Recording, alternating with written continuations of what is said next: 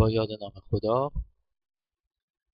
این جلسه آموزشی رو آغاز کنیم. قرار در این جلسه آموزشی الگوریتم ژنتیک چند هدفه رو در مطلب با هم دیگه مرور کنیم. الگوریتم ژنتیک چند هدفه با مرتب سازی نامعلوم یا نان سورتینگ ژنتیک هست. خب ما قبل از اینکه وارد مباحث الگوریتم ژنتیک چند هدفه بشیم بهتره که ژنتیک تک هدفه رو یک مروری کنیم.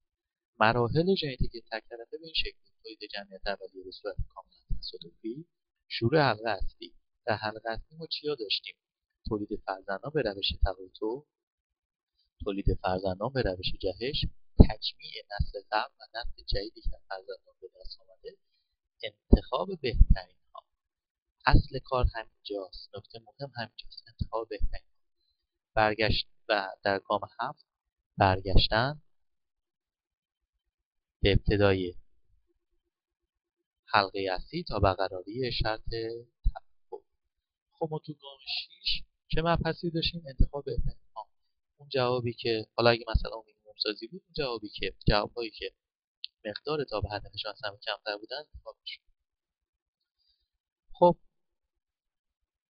بحث انتخاب بهتر بودن هست و انتخاب بهترین هاست. ما باید تشخیص بدیم کدوم بهتر. ما دو تا سولوشن داریم، سول 1 سول 2. یک تا به هدف داریم، مینیمم سازی هم هست 10%. کدوم جواب بهتره؟ مسلما سولوشن 1 بهتر هستش. حالا اگر دو هدفش کنیم چطور میشه؟ C1 C2. توی تا به هدف اول سولوشن 1 بهتره، توی تا به هدف دوم سولوشن 2. اینجاست که مشکل ساز میشه توی مسائل چند هدفه. وقتی میخوایم بهترین ها انتخاب کنیم این مشکل پیش میاد. حالا بین این دو تا سولوشن کدوم بهتره؟ ما کدومش انتخاب بکنیم؟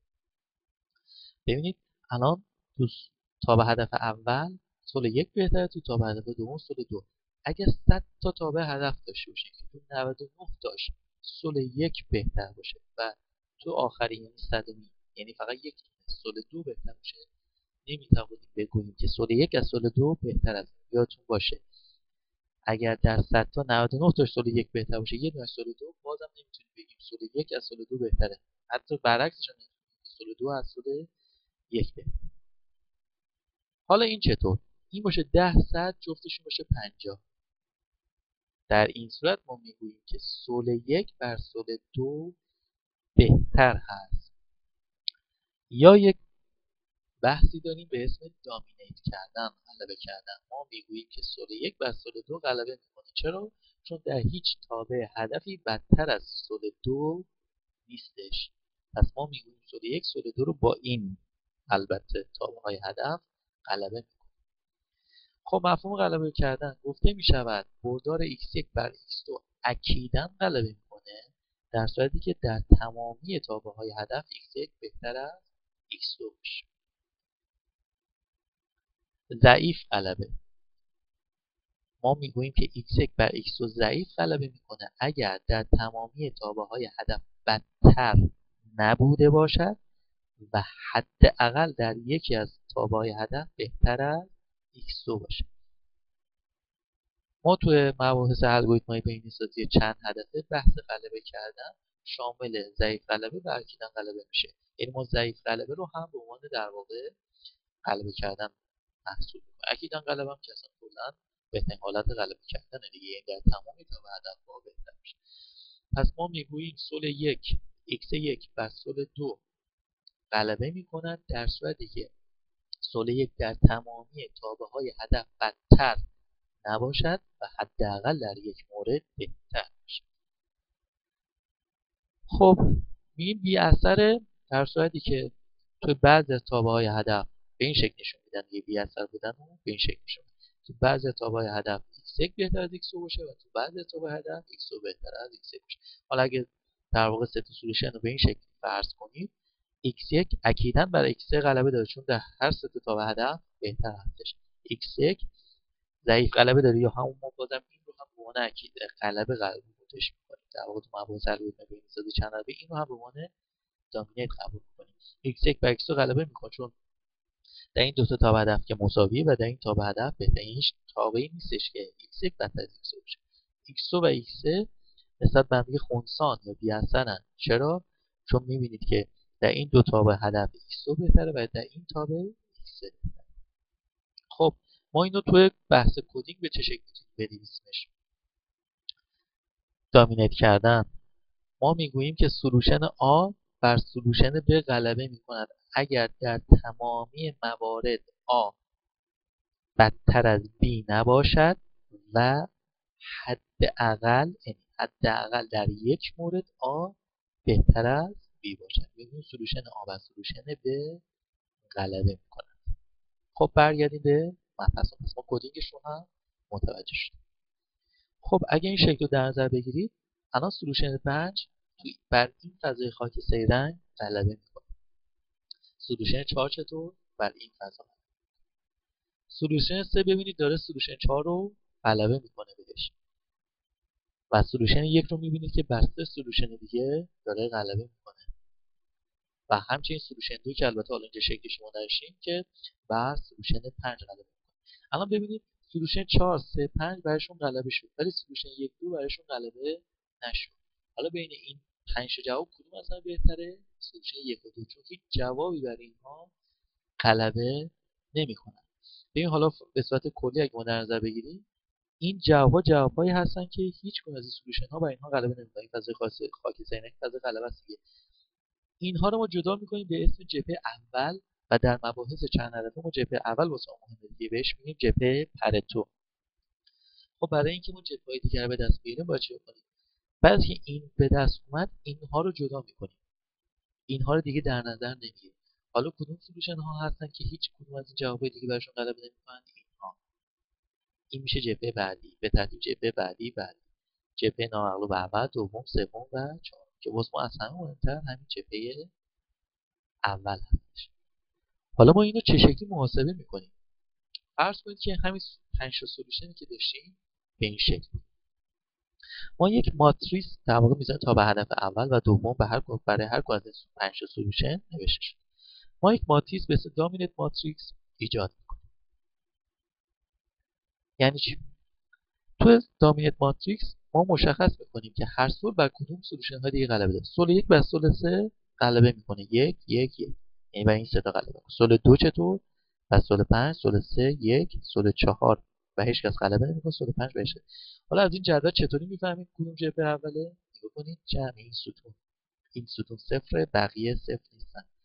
پس ما بعد از اینکه دامیننت ماتریکس رو تشکیل دادیم، اون جوابهایی که مجموع ستونیشون صفر باشن یعنی در اون جبهه قرار دارن. ولی چون ما الان جبهه اول هستیم پس سول 1 و سول 2 در جبهه اول قرار دارن. حالا میخوایم برای اینکه جبهه‌های بعدی رو در واقع به دست بیاریم، قرار شد چیکار کنیم؟ اون سولوشن هایی که در اون جبهه هستن رو حذف کنیم. خب برای اینکه حذف کنیم در واقع ما میایم ابتدای کار، البته ابتدای کار ما میایم چیکار می‌کنیم؟ چون می‌خوایم حذفشون کنیم، اون سولوشن ها قرار حذف بشن. در واقع وقتی اونها وجود ندارن، سولوشن 1 وقتی وجود نداشته باشه دیگه بر سولوشن 3 غلبه نمیکنه. بنابراین این تمام اون سطر رو ما ابتدا صفر میکنیم. یعنی سولوشن 1 سطرش صفر میشه، سولوشن 2 سطرش. وقتی سولوشن 2 وجود نداره خب مسلما بر 5 هم غلبه نمیکنه دیگه، پس اینجا باید چند بشه؟ صفر بشه.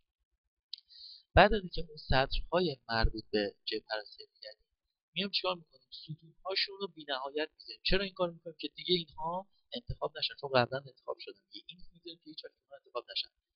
دوباره چک می‌کنیم کدوم سولوشن ها مجموعه ستونشون صفره. سولوشن 3 و 5. پس این دوتا هم تو جبهه بعدی قرار می‌گیرن. و همین ترتیب این روند رو تکرار می‌کنیم تا زمانی که هیچ سولوشن دیگه باقی نمونه. حالا دوباره سطر 3 و 5 رو صفر می‌کنیم و بعد می‌ریم ستونش رو این می‌ذاریم. حالا جمع کدوم ستون صفره؟ سولوشن 4.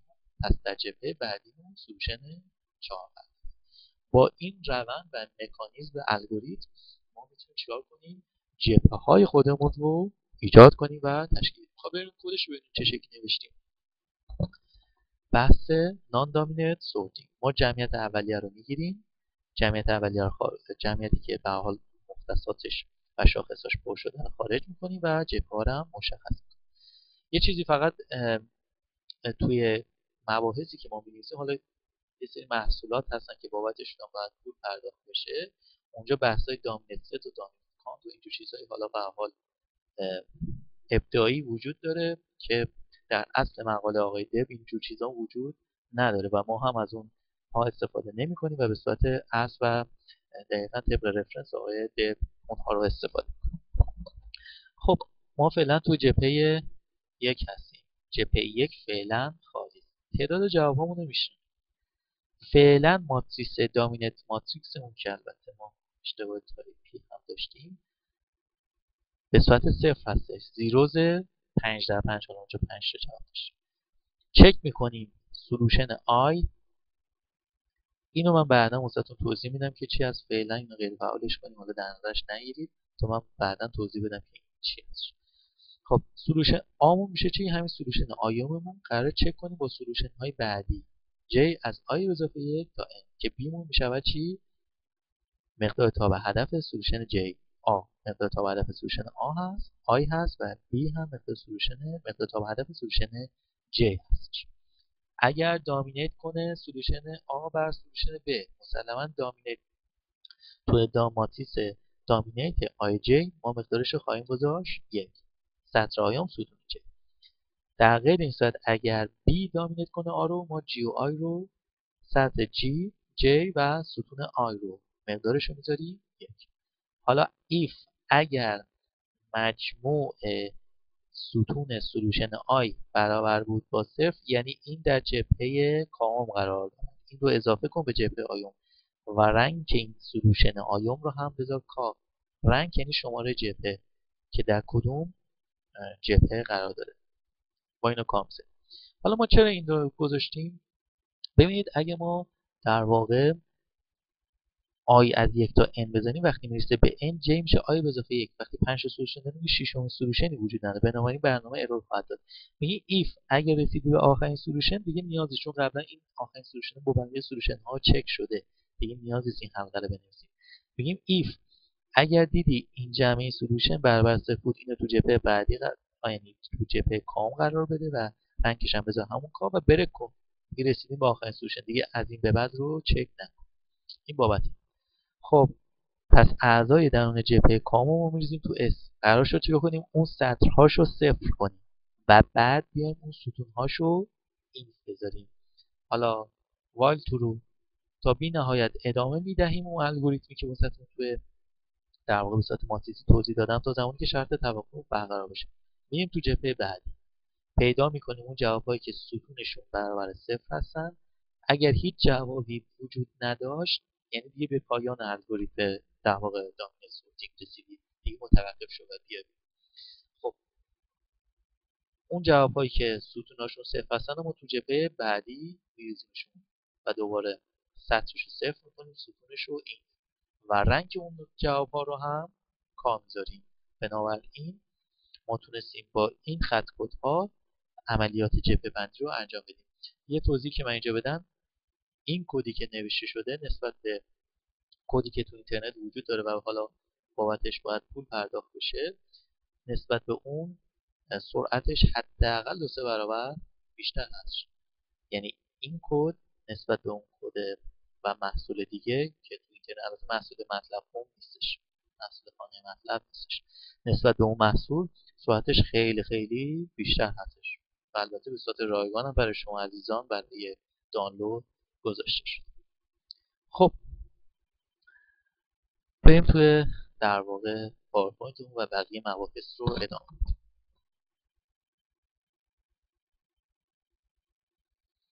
ما فرض کنید که 100 تا جمعیت اولیه داشتیم، 100 تا فرزند تولید می‌کنیم. قرار شد تجمیعشون کنیم. حالا 200 تا جواب داریم، قرار 100 تای بهتر رو انتخاب کنیم و به ابتدای حلقه برداریم. خب فرض کنید این خط همون خط 100 هست. جبهه یک خب تمام اعضاش تو ناحیه اوکی هستن، تو ناحیه انتخاب هستن، سلکت میشه. جبهه دو هم همینجور. اینجا پیش میاد که جبهه 3 در واقع می‌بینید که بعضی از اعضای این تو ناحیه سلکت هستن و بعضیشون نیستن. 4 5 6 که اصلا کلا نیست. خب تمام این اعضایی که تو درون جبهه 3 هستن از نظر جبهه بندی امتیازشون یکیه. همه اینها رنگشون 3. هیچ فرقی با هم دیگه نمی‌کنن از نظر دامنه صوتی. در واقع جبههشون یکیه، امتیازشون یکیه. حالا بین اینها ما باید کدوم‌ها رو انتخاب کنیم؟ یک مبحثی پیش میاد به اسم فاصله ازدحامی کرودین دیستنس. خب کرودین دیستنس، محاسبه کرودین دیستنس به چه شکل هست؟ کرودین دیستنس هر سولوشن به ازای هر تابع هدف می شود. حالا البته شکل‌های مختلفی برای این محاسبه کرودین دیستنس هست. ما از قدر مطلق هستیم. قدر مطلق فاصله، فرض کنید سولوشن، در واقع این سولوشن رو می‌خوایم حساب کنیم. می شود چی؟ می شود فاصله نقطه بعدی که این هست منهای فاصله نقطه قبلی. در واقع فاصله منظورم مقداره دیگه، در واقع میشه مقدار تابع هدف سولوشن بعدی منهای تابع هدف سولوشن قبلی تقسیم بر دوتا کرانه های اون جبهه. دوتا کرانه های اون جبهه. پس اینه مقدار منهای مقدار این تقسیم بر این نقطه منهای این، برای هر تابع هدف حساب میشه و بعد جمع گرفته میشه تا فاصله ازدحامی حساب میشه. خب اصلا ما واسه چی فاصله ازدحامی حساب کنیم؟ مثلا به چه درد میخوره؟ یعنی چی؟ ببینید شما فرض کنید یک جبهه پرتو به این شکل. خب شما هم چند تا سولوشن تو جبهه پرتوتون دارید؟ 5 تا. فرض کنید یه تصمیم گیرنده میاد میگه آقا من فرض کنید 18 میلیون پول دارم. اینجا فرض کنید نقطه 18 میلیون. خب ببینید وقتی میگه 18 میلیون دارم، شما یک نقطه و یک ماشین با این میزان خرابی میتونید در اختیارش قرار بدید و بهش بگید خب تو میتونی این ماشین رو با این خرابی بخری. حالا اگه بگه فرض کنید من 20 میلیون پول دارم. ببینید 20 میلیون که وقتی اینجوری این نقطه‌ای ندارید که بهش بدید، درسته؟ ولی نزدیک این انتخابی که اون تصمیم گیرنده داره، شما یک نقطه بینه، یک نقطه پرتو دارید که بهش بدید.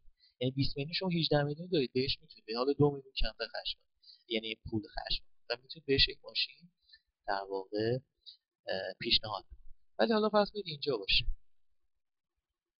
یعنی این فرض کنید 30 میلیون باشه، این فرض کنید 70 میلیون باشه. اگه طرفمون 50 میلیون انتخاب کنه، یا باید بهش بگیم برو یه ماشین 30 میلیونی بخر، یا بهش بگیم برو یه ماشین 70 میلیونی بخر.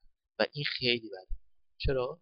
چون تفاوت 20 میلیون خیلی زیاده و ممکنه براش مناسب نباشه، چون 20 میلیون عدد کمی نیست. بنابراین ما دوست داریم جواب هامون طوری در واقع جبهه پرتون پخش شده باشه که به صورت یک نواخت باشه و منظم، طوری که اگر تصمیم گیرندمون نقطه ای رو خواست یا به حال از نظر یک تابع هدف نقطه ای رو در نظر گرفت، ما اگه نتونیم دقیقا نقطه پرتوش به دست بیاریم، بتونیم با فاصله بسیار کم نقطه ای در کنارش داشته باشیم.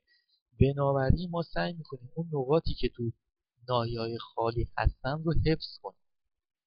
یعنی این نقطه واسه ما خیلی ارزشمنده تا این نقطه. چرا؟ چون اینا در کنارشون در نزدیکی این نقطه دو تا نقطه دیگه هست. حالا فوقش اینو از دست بدیم خیلی ضررش کمتر از اینه که ما اینو از دست بدیم. چرا؟ چون اگه اینو از دست بدیم این ناحیه رو کلا از دست دادیم و به ضرر هست.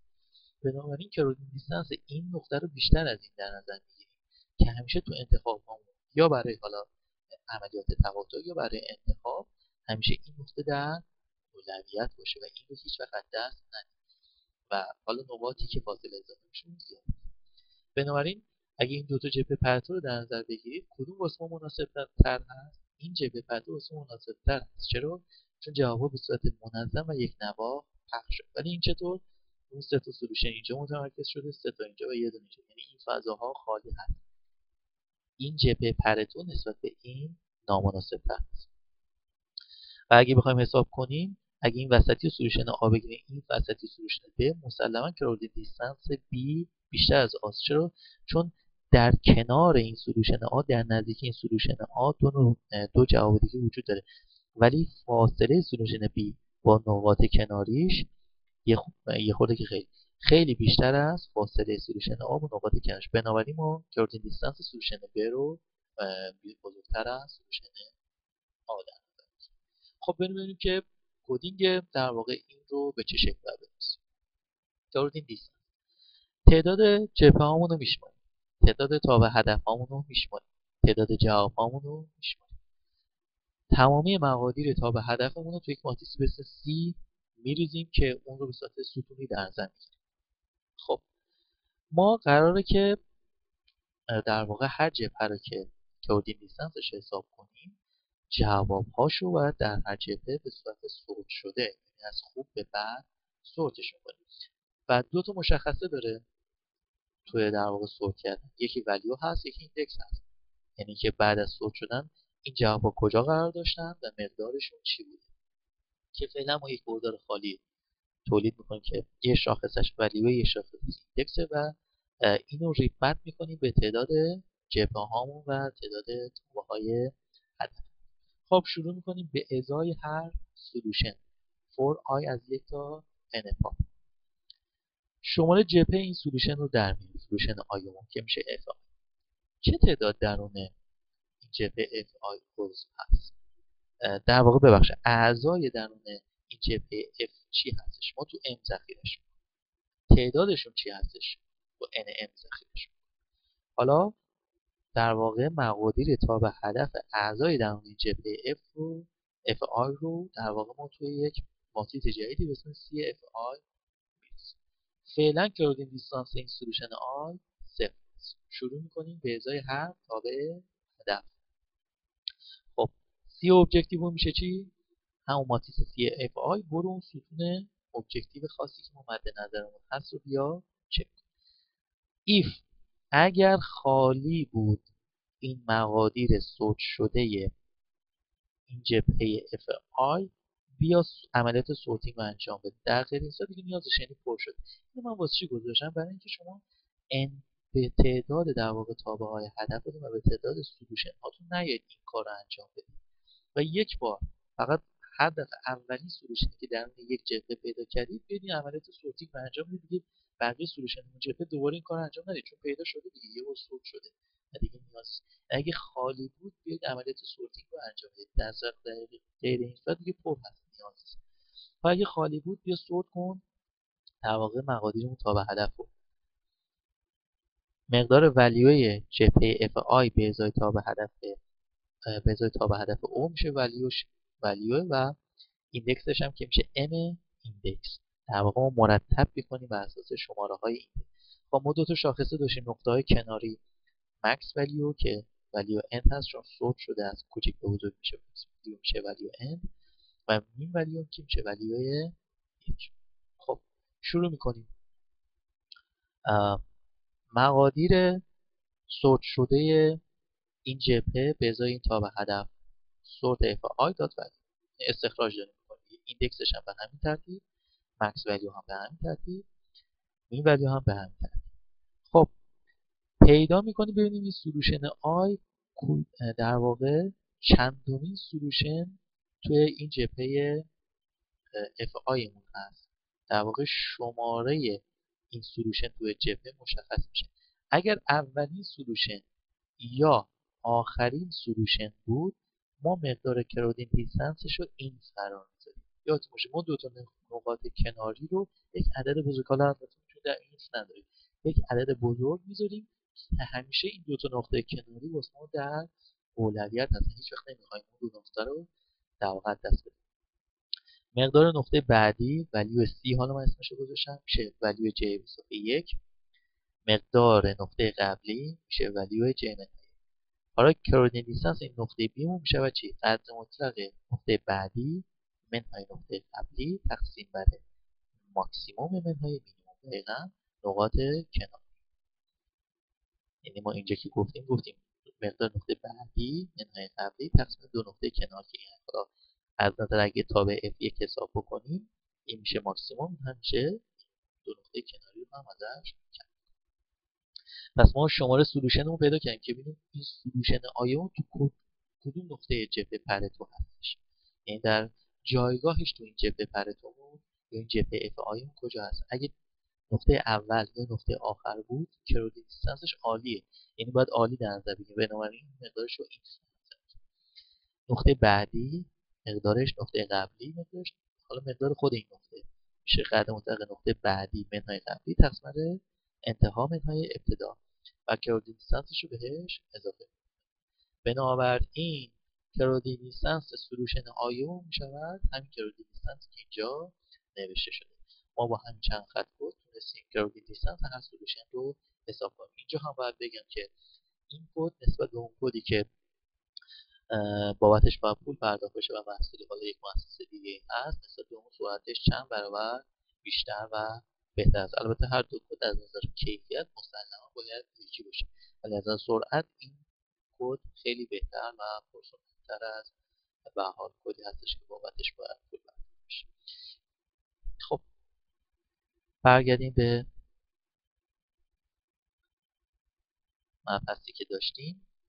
حالا الگوریتم ژنتیک چند هدفه: تولید جمعیت اولیه به صورت تصادفی، انجام عملیات چند هدفه، شروع حلقه اصلی، تولید فرزندان به روش تقاطع، تولید فرزندان جهش، تجمیع نسل جدید، انجام عملیات چند هدفه، انتخاب بهترین ها، انجام عملیات چند هدفه، برگشتن به ابتدای حلقه اصلی تا برقراری شرط توقف. عملیات چند هدفه چیست؟ ابتدا میایم جبهه بندی میکنیم، مرتب سازی نامطلوب، بعد محاسبه فاصله اضافی هست، بعد مرتب کردن جواب‌ها هستش. در واقع ما مرتب کردن جواب‌ها تو سورتینگ انجام دادیم.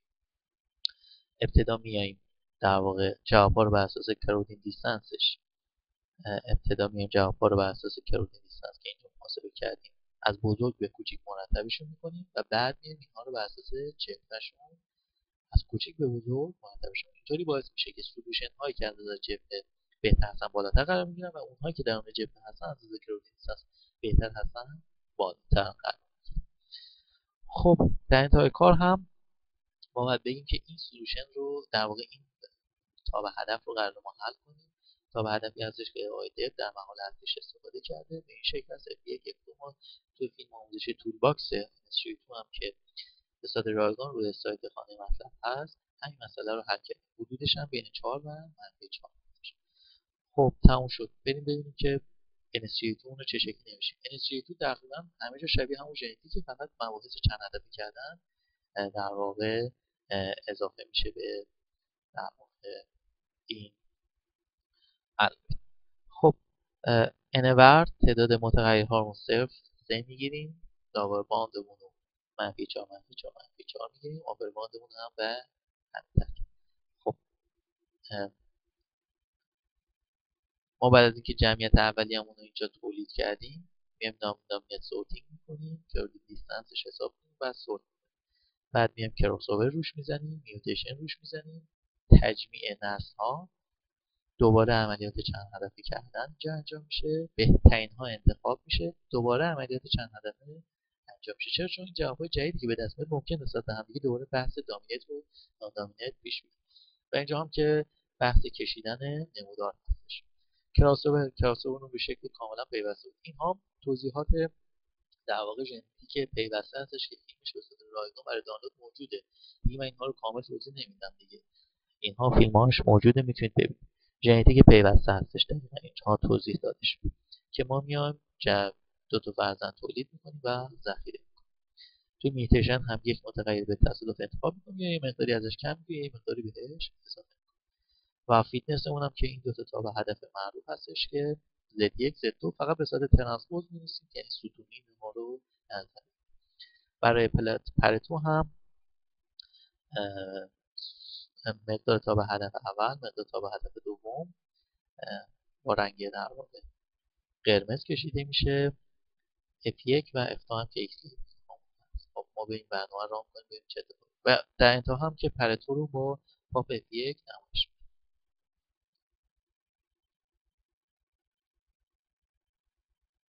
خب این پرتو میبینیم که 40 هست دیگه، تعداد اعضای درون جبهه پرتو. خب ببینید تو 9 ثانیه در واقع تونست این رو حسابش کنیم. ببینید اون جاهایی که خالی هست و دوست تو تکرار بعدی بره پر کنه. باید بریم اون جاهایی که خالی هست و سعی کنه پر کنه. ببینید ما سعی کنیم جاهایی که خالی هست و پر کنیم. خب این هم از الگوریتم NSG. فکر نمی‌کنم دیگه مطلب دیگه مونده باشه. امیدوارم از مطالب گفته شده در این فیلم بهره کافی رو برده باشه. خدا